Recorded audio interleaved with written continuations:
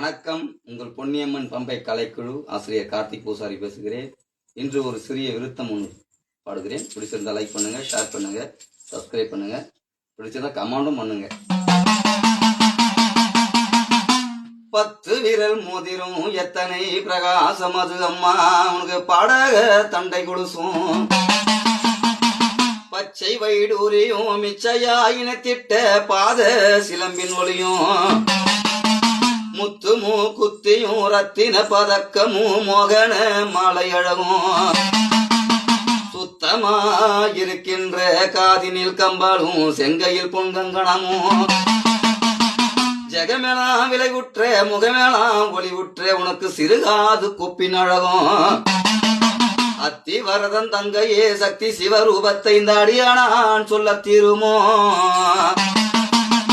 அழகான காஞ்சியர் புகழாக வாழ்ந்திடும் என் அன்னை காமாட்சி உமையே